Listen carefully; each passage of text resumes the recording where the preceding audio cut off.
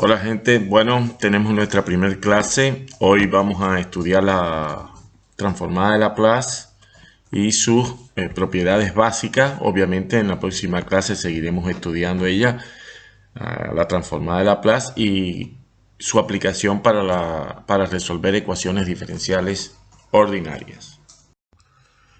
Bueno, la transformada de Laplace es una de las muchas transformadas integrales que se pueden definir.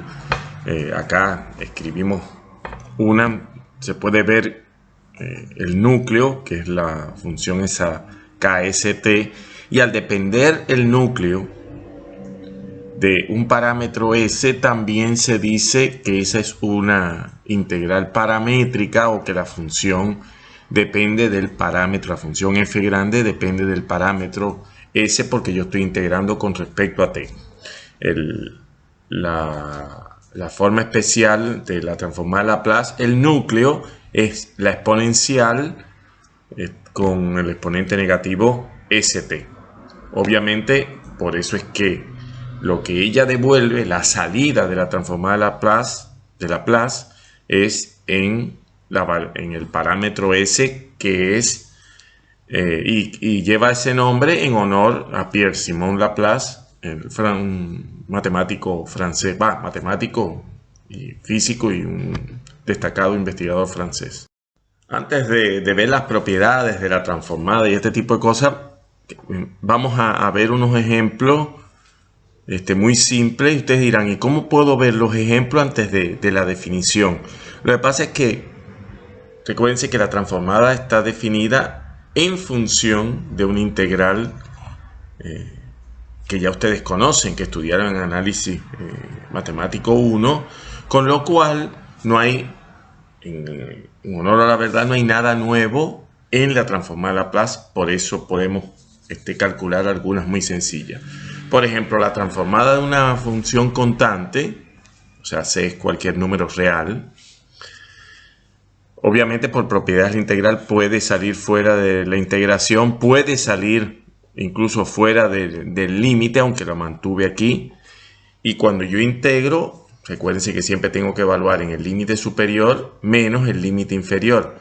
La cuestión está que al ser una integral impropia de primera especie, lo que hacemos es definirla en función del límite superior y después calculamos el límite cuando este límite superior, y valga la redundancia, tiende a más infinito.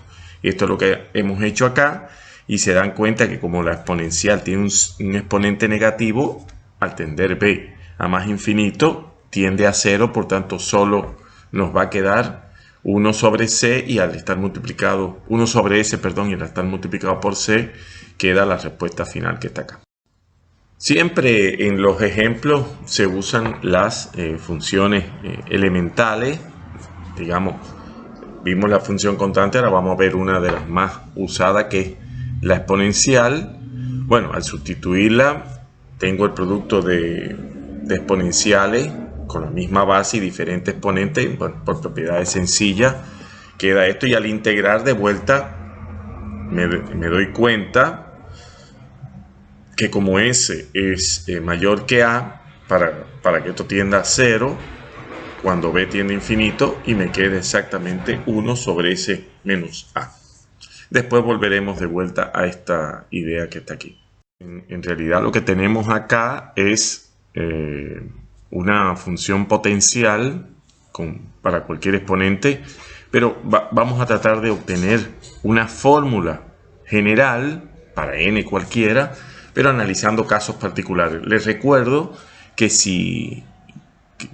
que la función constante 1 puede ser considerada también la función potencial con n igual a 0, por tanto ya conocemos la transformada de 1, que es 1 sobre s. En este primer caso tengo para la función t, utilizo el método de integración por partes. En el segundo caso tengo t al cuadrado, vuelvo a utilizar integración por partes. En este caso no es necesario integrar dos veces, a pesar que el polinomio tiene orden 2, porque aquí me aparece la transformada de t que calculé en el paso anterior. Miren, en el de t, que tiene n igual a 1, el denominador es s al cuadrado y el numerador es 1. Cuando t tiene n igual a 2, debajo el denominador es 3 y el numerador es 2. Parece que la regla es que siempre la transformada, el exponente en el denominador es 1 más que el polinomio, perdón, en este caso que la potencia que entra. Claro, lo que no nos ha quedado, digamos, dilucidado es el hecho de qué tenemos en el numerador. Al tener acá t al cubo, ya sé que el denominador va a ser s a la 4. Pero, como siempre yo voy multiplicando por la transformada de la potencia precedente, ¿se acuerdan que la transformada de t al cuadrado era 2 por la transformada de t? Por eso quedaba en el numerador, estoy hablando 2 por 1.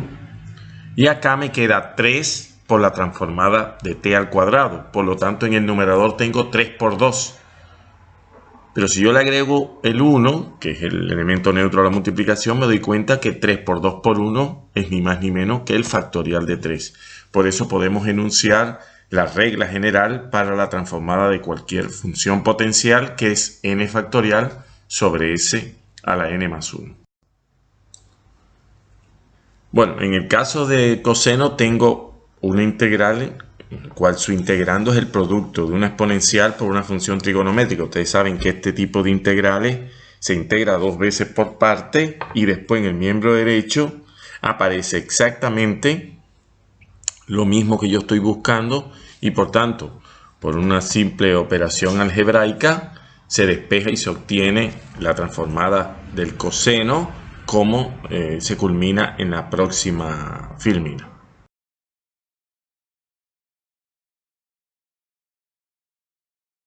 Esta es una tabla de las funciones, digamos, más comunes y su transformada.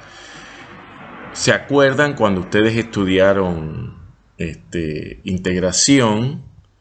En realidad la tabla de integrales es una tabla de derivadas, pero a la inversa, ¿verdad? Pues yo tenía la primitiva a la derecha, pero en realidad lo que yo puedo decir es que la derivada de la primitiva es la función que está a la izquierda. Bueno, acá tengo algo similar, pero con la transformada inversa que la veremos en la próxima clase. Bueno, una de las primeras propiedades que vamos a ver de la transformada Laplace es que es un operador lineal. ¿Qué significa que sea lineal? Que la imagen de una combinación lineal de elementos, obviamente, de su dominio, yo voy a obtener una combinación lineal de sus imágenes por ese operador. Y es muy fácil darse cuenta que al trabajar con integrales y siendo la propia integral un operador lineal, se cumple sin mucha dificultad esta propiedad. Esta propiedad de linealidad lo que me permite es ya calcular transformadas de funciones que están expresadas en términos de combinación lineal digamos, de funciones que están en la tabla de transformadas anteriores o que se pueden calcular fácilmente. Por ejemplo, en el segundo caso, lo que hago es aplicar la linealidad, saco las constantes y ya después obtengo la transformada de la exponencial de menos 2t y la transformada del seno de 4t y culmino el ejercicio. Desde el punto de vista matemático, siempre una de las cuestiones más importantes es analizar si tiene sentido algo que yo defino. Bueno, primero, ya nos dimos cuenta con los ejemplos que la clase de funciones que pueden ser transformables es no vacía. ¿Por qué? Porque puedo calcular la transformada de muchas funciones. Ahora, lo que todavía no nos queda claro, al ser una integral impropia, y recuérdense que en las integrales impropias consideramos otro tipo de problema, aparte de calcular el valor de la integral, que era determinar su carácter. La pregunta que nos estamos haciendo es, ¿bajo qué condiciones yo puedo garantizar que existe la transformada de Laplace? Es decir, que esa integral impropia no es divergente. Eso es la pregunta. Para ello, lo primero que tenemos que definir es cuando una función es de orden exponencial. También se le llama de crecimiento lento en algunos textos. Es decir, cuando el gráfico de la función está acotada por exponenciales de una cierta manera conveniente como está acá, ¿verdad? Si el módulo está escrito de esta forma, ustedes saben que por propiedades se obtiene esta segunda desigualdad o esta desigualdad doble de acá del final. Bueno, acá se dan las condiciones bajo las cuales yo puedo garantizar la existencia de la transformada. La función no tiene que ser continua en todo el dominio, es decir, puede ser continua a tramos, a pedazos, o como quieran llamarle, o por partes, que es una de las expresiones que se usa.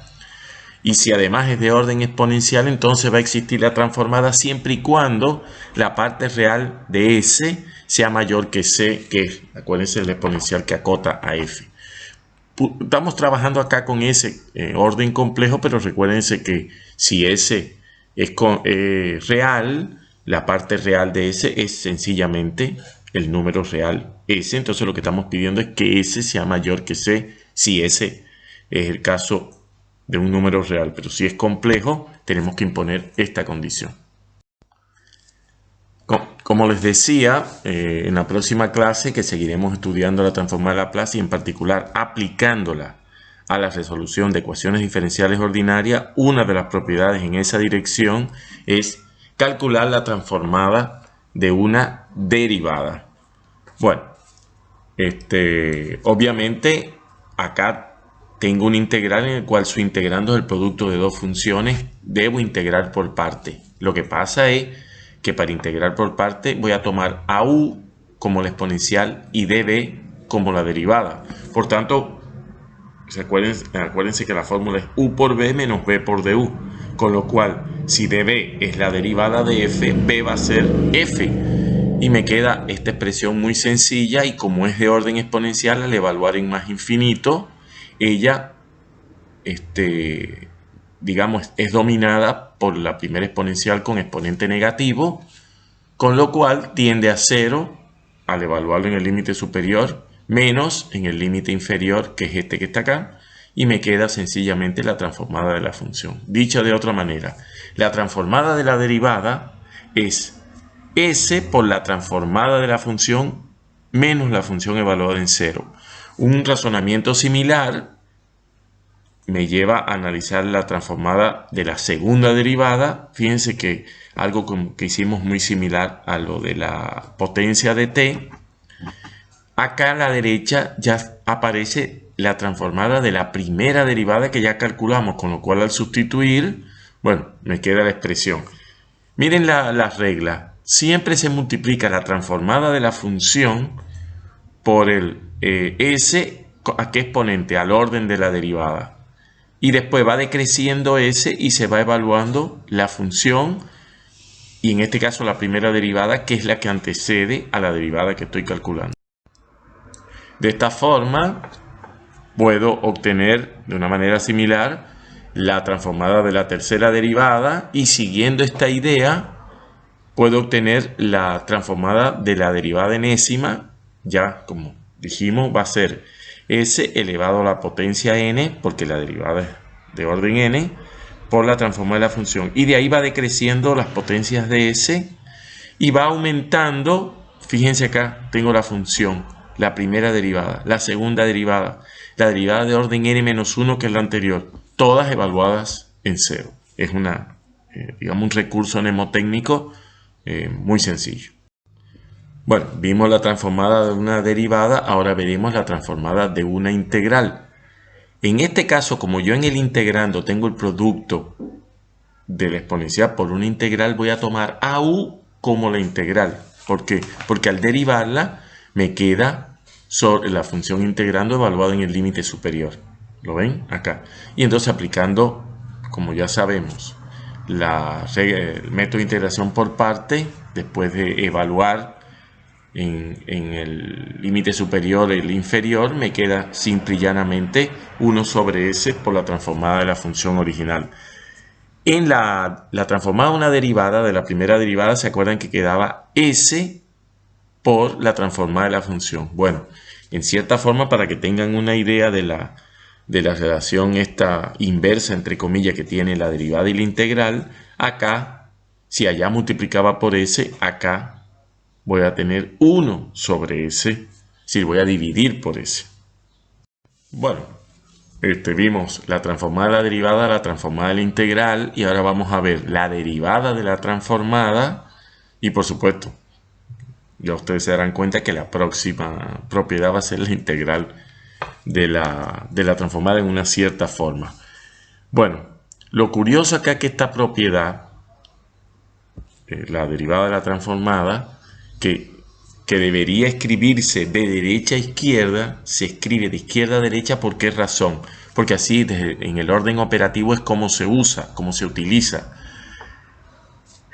Y a su vez me da una idea de que puedo calcular la transformada del producto de una función potencial por una función conocida lisa y llanamente conociendo la transformada de dicha función. No hay que hacer, y después ella se deriva tantas veces como orden sea la potencia de n, y se multiplica por menos 1 o por 1 en dependencia de si el exponente es par o impar. Bueno, les decía que si habíamos visto la derivada de una transformada, ahora lo que íbamos a ver es la integral de una transformada.